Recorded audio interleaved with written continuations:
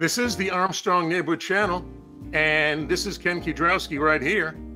And today we're going to be talking to a college president, the president of Cecil College. That's right, she's going to be here on point.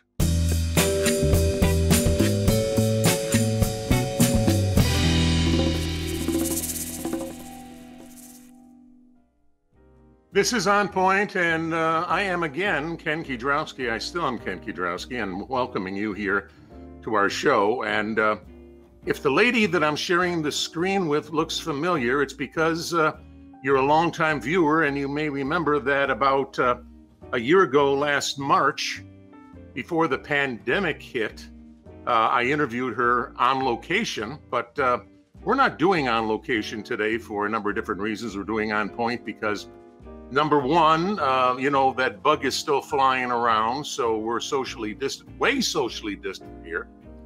And number two, it's technically speaking, it's quicker and easier, and it's more effective for us to do it this way over the internet, and do it this way and have the interview with Dr. Mary Bolt from Cecil College. And Dr. Bolt, to say it's a pleasure to have you here is an understatement. How are you today? Ken, thank you. I am doing quite well, and it's really an honor to be able to have a conversation with you again. Well, please don't tell me that it's an honor. My head is just going to expand beyond the frame that I'm in, and I'm just going to be beside myself here in a minute or two. But look, let's get to the heart of the matter here. Cecil College is well known in this area of Northeast Maryland. I mean, it's one of the rocks of Cecil College. Its effect goes over beyond Cecil College into surrounding counties too. And so let's start with probably the number one thing. Let's not spend too much time on it, but what did Cecil College do? What did Cecil College learn from the pandemic, which is hopefully finally going to be fading away very shortly now? Thank you. Cecil College, we were very fortunate to have outstanding faculty, staff, students. So in March of about 18 months ago, we facilitated a massive online teaching, learning, and remote work transition because of the pandemic.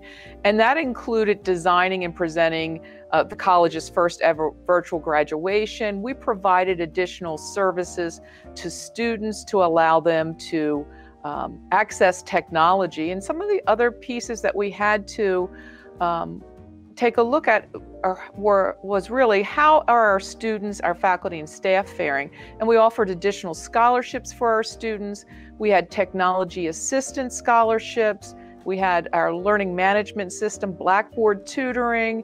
We had online tutoring, online faculty office hours, mentoring programs. And we had something called CARES cards, because we know that our students, like many other college students, at times and quite often have food insufficiencies, have challenges in accessing some of the day-to-day necessities for making it through the day. And so we've contributed to supporting our students in that manner. And it really is a team effort for this to happen. So those are some of the things that have happened on our campus, and they continue to do so. We added online technology for our students, simulation labs online, access to MATLAB and other things called Maple, and also multi-sim. We also provided opportunities for our students to have a safe environment for remote testing.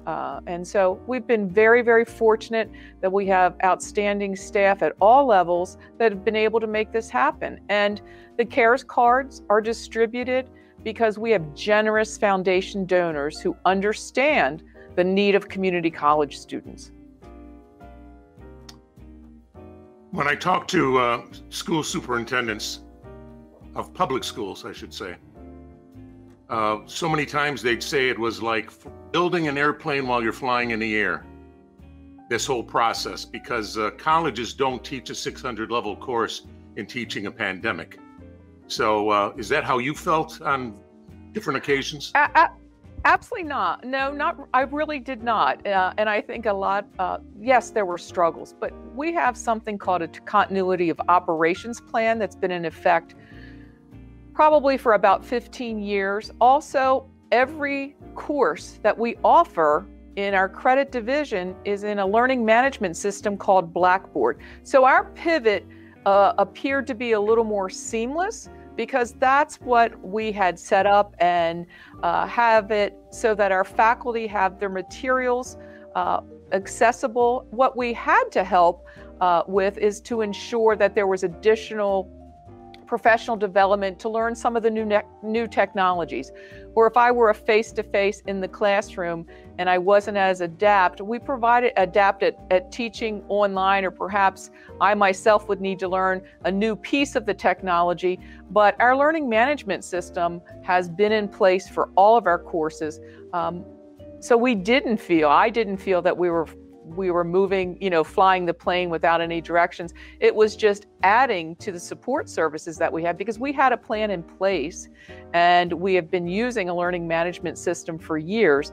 The greater pivot was ensuring our faculty, staff, and students had the technology that they needed, or if they had technology, we needed to make sure that they knew how to access and use the technology that they had. So that's where the lift came, is to reaching out to every employee. The students had a method to contact when they needed help. Well, as a retired public school administrator, I'd have to, salute you guys, because, well, that's one of the differences. Obviously, you're at a different level. I mean, your students are older. I believe that made it easier to manage your student body. They could get the shots pretty fast. You didn't have to wait around for them to get their shots. Your college was already wired, if you will, for this technology that you needed. So you were in a better place than most countywide school districts to deliver the product that you had to deliver. But let me ask you this question. Even though you were so well prepared, and I salute you for being so well prepared, was there anything that you had to adapt to during the height of the COVID business that you're going to keep now that it's going away? Is there something that you've learned and you say, oh yeah, we can keep on doing that in the future? Absolutely. And it's really about how do we best support our students. So we know our students like to have choices.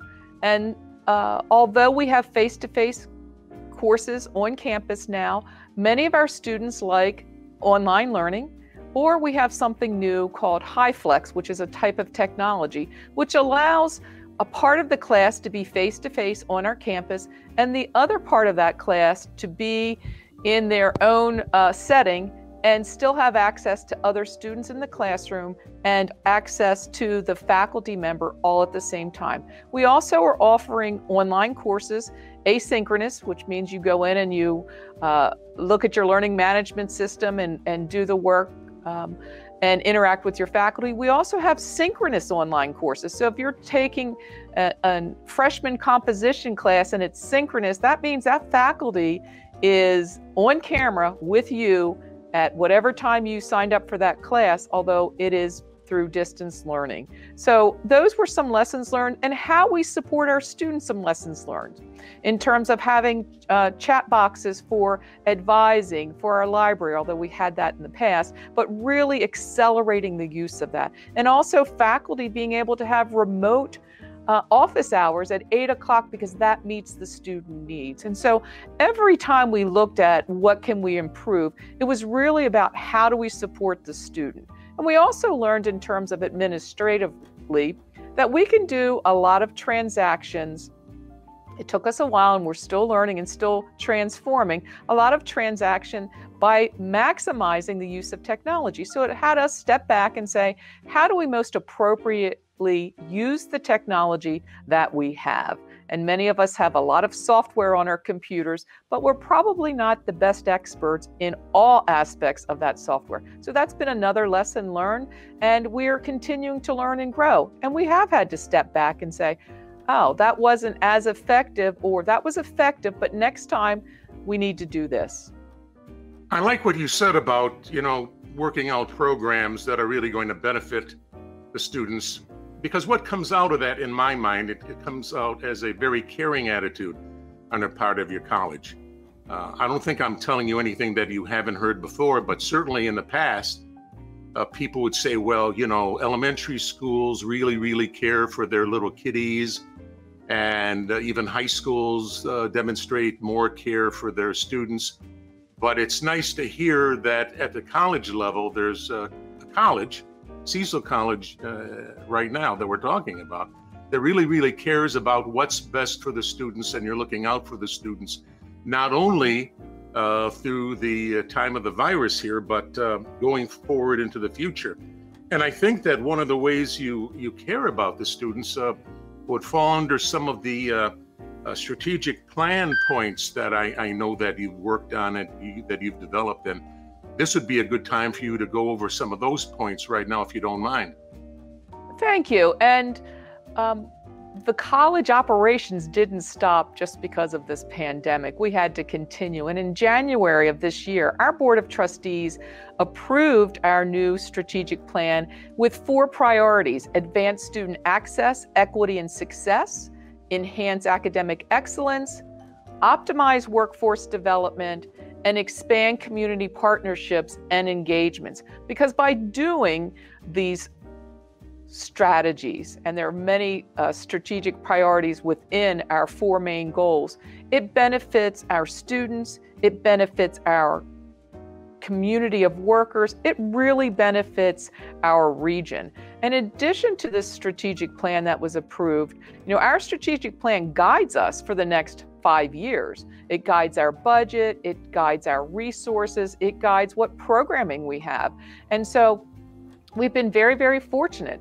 And that approval of our strategic plan was right after we had our national accreditation from the Middle States Commission on Higher Education. And so we were trying to work in parallel.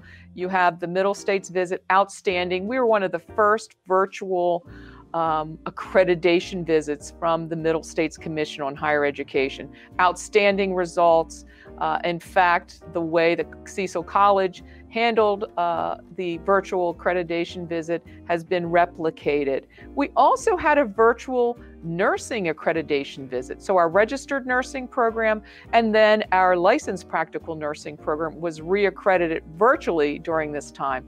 In addition, our physical therapist assistant program had its virtual accreditation visit, and we're awaiting final conversations or final approval, and we do not have any doubt that that will be a great success as well.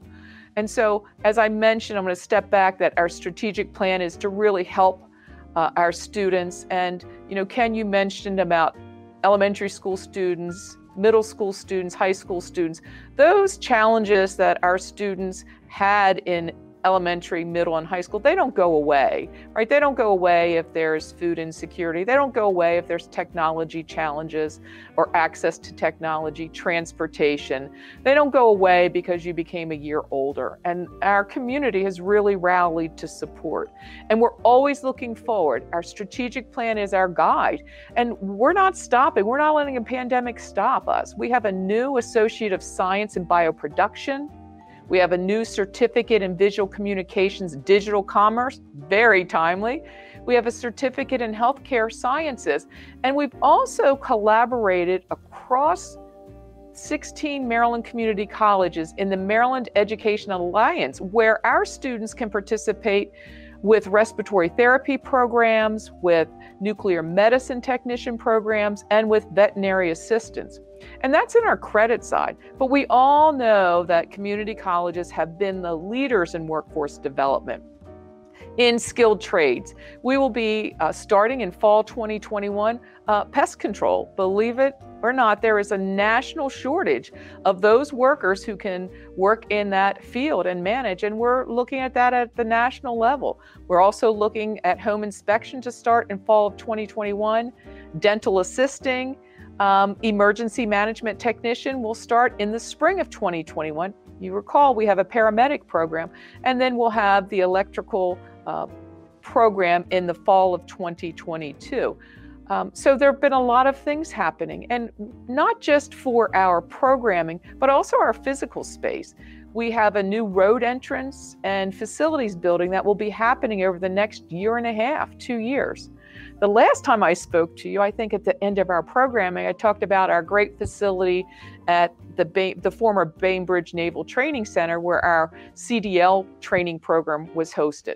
That property is now being developed by the county, which is amazing for our economic and workforce development. So we've transitioned our CDL program back to our campus and are happy to have them here sharing in that space, because we know that all of our goods and services, whether they came by plane, by boat, by train, they end up in your household, at least for now, by a truck. So that's what we've been doing to continue to support our students, because we truly do care about our students. Now, have you listed all the new programs now? I want to make sure you get all of them in, so that at the end of the show you don't say, oh, I forgot to say that. No, we have all of them in, but we're always working on more. And that doesn't include the new programs that will be coming out next summer for summer camps. That doesn't include some of those programs. But in Maryland, you must get your programs approved by the Maryland Higher Education Commission. So you can't technically announce them until they've been approved. So those are our approved programs at this time, newly approved. Well, I love it that you either have or will have a course in pest extermination, because it'll be nice to know that there is somebody with a college degree who knows what they're doing with those chemicals, and not just somebody who comes to the door of my house on a cold course saying, hey, you got any bugs that I can kill for you? So it's nice to know that there's somebody who really, really knows what they're doing when they're playing around with all those chemicals, as I said. Well, let me just clarify, if I may, because we take our workforce very seriously. We're meeting national standards, and these workforce programs are not college credit programs, but what we do after, the pest control, we will find a way to have a pathway to credit. And so anytime we have a workforce program, the pest control meets national standards. Home inspection, there's a national standard. Dental assisting, national standard, state standard. So emergency management technician, there's a national state standard. The same for electrical. So we meet those standards. So these students will start in our continuing education division.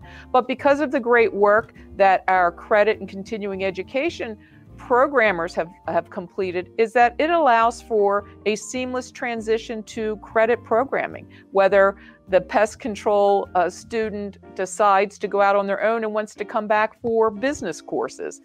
So we really try and bridge that, because the national conversation is that we need, the workforce that may not need a 2-year degree. They need more than a high school diploma, but maybe less than an associate degree. So that's how we're helping fill that gap. And it's amazing the number of students who start in our workforce programs and then come back over time to complete their degree with us. No, that's amazing. Whether it's bug extermination or the CDL program, it just establishes again and brings out the fact that you guys are a driving force with the economy for Cecil College, and thinking of all the jobs that are generated because of your college, and job security for people who are in jobs already. And it just is just a great generator for the financial well-being of the county and the environs. And so it's just, for people who don't appreciate Cecil College, they should, because there'd be a large hole in the economy of Cecil College if the college wasn't there. I mean, you can only have so many donut shops and coffee shops. You need people doing other things like moving the goods down the road and all the other wonderful things that you either have courses for, whether it's for accreditation of some sort, or just one that they can be certified in certain work areas. It's just amazing. One thing I want to talk about. Okay.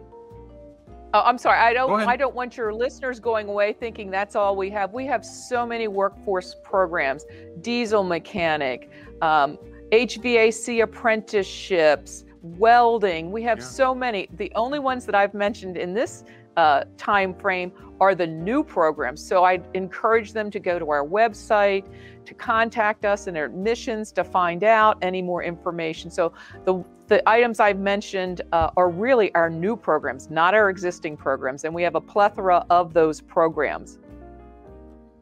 Okay, good. You used an SAT word, plethora. Good. I'm going to mark that down that you did that. And I'm going to encourage the viewers that when we both leave the screen and the show ends, that they take a look at the credits. Besides reading your name and your position there, they can see the college website if they don't already know the college website, and they can study it and they can see everything. I mean, you talk about all the wonderful opportunities, educational opportunities that it's all there. It's all listed and everything else. And one of the educational opportunities that I'd like to talk to you about that we really didn't talk about before we started the show, but I know you won't have any trouble talking about it, knowing Dr. Bolt, is your association with four-year colleges and how somebody can start there at Cecil College and move on and get their four-year degree, and maybe they don't even have to go to that four-year college. They can complete it right there on campus. How neat and sweet is that? Absolutely. And we've had partnerships for our social work program for almost 14, 15 years now, whereby you can complete your associate degree in social work at Cecil College. You stay on campus and you may complete your bachelor's degree and your master's degree in social work from Salisbury University. They've been an outstanding partner. We also have a program partnering with Frostburg University in Western Maryland, whereby you complete your associate degree in engineering, stay here on Cecil's campus, and complete your bachelor's in engineering, material science engineering here on campus. And in addition to having that physical presence of those four-year institutions, we also have numerous transfer agreements with our four-year partners. And we know that our students head north, they head south, they head east, they head west, and we want to ensure that we have multiple opportunities for students who choose to transfer successfully. Well, in the limited time we have left, Mary, how about let's talking about the wonderful world of showbiz, and maybe you can tell us what's upcoming at your amazing Milburn Stone Theater on campus. What's going on there? We are so excited. We're open for business. This September 17th through the 19th, we have August Wilson's Fences. If you come to opening night, you'll learn a little more about the history of the time setting and the period for that show. We have in December, the Christmas Carol. In January, the Diary of Anne Frank. We also have some other musicals and plays, Cabaret, a favorite of many fans. We also have William Shakespeare, The Tempest. And I know this is a favorite of yours, Ken. Nickelodeon, the SpongeBob musical is in April. Oh, yes. And, oh, yes. And for those who love a lot of energy as well, Mamma Mia will be in June. Plus, not only the community theater that we have through Milburn Stone, we have a lot of community partners that also access our theater, including the Cruisers, One Dame Comedy Night, Cecil's dance theaters, the Nutcracker. There's an Elvis birthday bash. There's the Celtic Festival. And then a new program for the Cecil Dance Theater is The Princess and the Magic Unicorn. So you see that we try and continue to have a wide audience because we know that the Milburn Stone Theater is an amazing venue for this community. And we want to make sure that we can share it with our community. Well, Mary, with the very little time left remaining here on the show, is there anything else you'd like to say to our audience? Yes, I'd really like to thank our students, our faculty, our staff, our wonderfully dedicated Board of Trustees, our amazing foundation. They are all here to support students. And without the collective work we would not be able to be what we are today in offering our programs, our courses, and opportunities for Cecil County and the region. And, at Cecil College, we truly believe you need to own your future, and we are here to help. So thank you. Well, those are very good closing words. And Dr. Mary Way Bolt, can't thank you enough again for being with us here today on Point. Wasn't Dr. Mary Way Bolt just amazing? I mean, talk about a college president who more than loves her institution. I mean, she's amazing. And all the programs and all the faculty and everything else that college does. It's an economic generator for the entire northeastern section of Maryland. It's a fantastic story. It is. It really is. So when I get off the screen, read the credits that follow, especially pay attention to the website so you can go there and you can read more about what's available, all those things that are available at Cecil College. It'll be good reading for you. And thank you again for being with me here on Point.